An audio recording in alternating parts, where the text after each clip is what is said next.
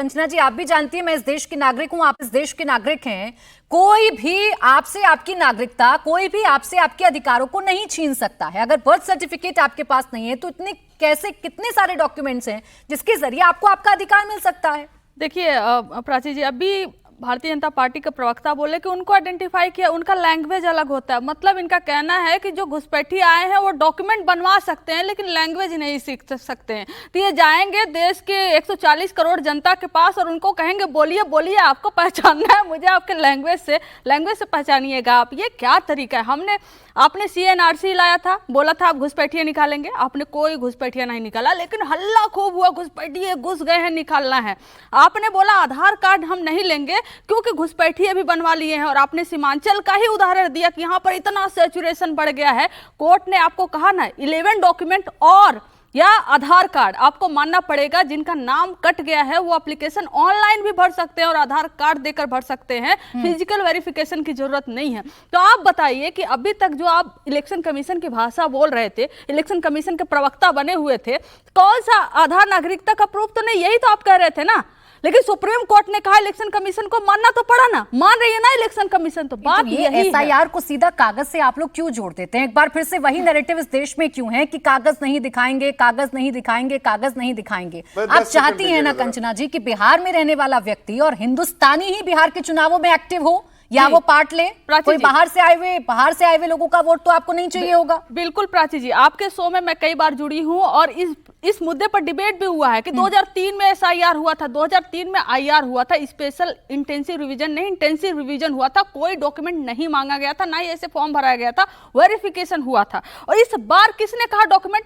आप ही कह रहे हो ना कि डॉक्यूमेंट पे आके ही क्यों अटकना है। डॉक्यूमेंट पे हम नहीं अटके हैं प्राची जी, डॉक्यूमेंट पे इलेक्शन कमीशन और बीजेपी अटकी थी, जिस पर हम कह रहे थे नहीं आपको और डॉक्यूमेंट मानना चाहिए। आज सुप्रीम कोर्ट ने कहा आप बिजली बिल भी ले सकते हो, आप पानी का बिल भी ले सकते हो, आप बहुत सारी चीजें उसमें इंक्लूड कर दी। सुप्रीम कोर्ट तो BLA से भी नाराजगी जता रहा है कि अगर इतने सारे लोगों के वोट कटे हैं तो राजनीतिक पार्टियां इतनी गैर जिम्मेदार कैसे हो सकती हैं? शिकायतें क्यों नहीं करते? सही बात है, ये कहा सुप्रीम कोर्ट ने, जो लगातार हम आपसे सवाल पूछते हैं। अब चलिए अभिषेक झा जी, आज तो देखिए राहुल गांधी जी और तेजस्वी यादव जी की गाड़ी मुड़ गई मदरसे की तरफ और चर्चा हो गई कि नीतीश कुमार जी ने टोपी नहीं पहनी। सीधा आरोप लग गया आप पर कि आपका भगवाकरण हो गया है, आप बीजेपी और RSS की विचारधारा पर चलने वाली पार्टी हो गई हैं।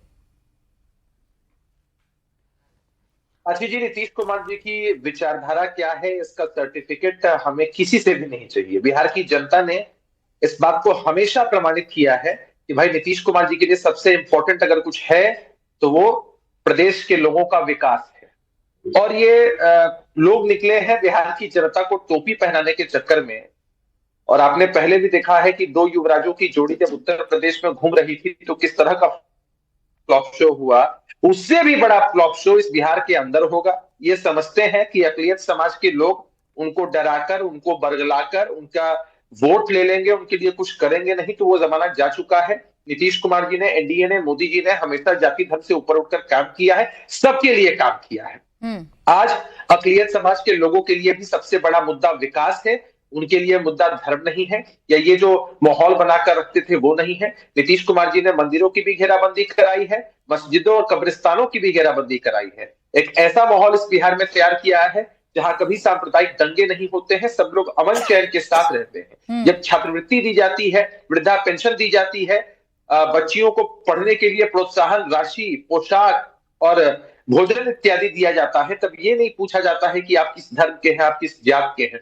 सबको एक समान रखकर ही सारी सुविधाएं दी जाती अभिषेक हैं। जी, तो मुसलमानों की सबसे बड़ी संस्था इमारत शरिया से जाकर राहुल गांधी जी और तेजस्वी यादव जी मिलते हैं, वहां वक्फ पर चर्चा होती है, वहां SIR पर चर्चा होती है, कहा जाता है कि सब कुछ हमारे विरोध में हो रहा है। और ऐसा तो नहीं है ना कि नीतीश कुमार जी ने पहले कभी टोपी पहनी ही नहीं, पहले टोपी पहना करते थे, आज अचानक ऐसा क्या हो गया कि टोपी पहनने से परहेज हो गया?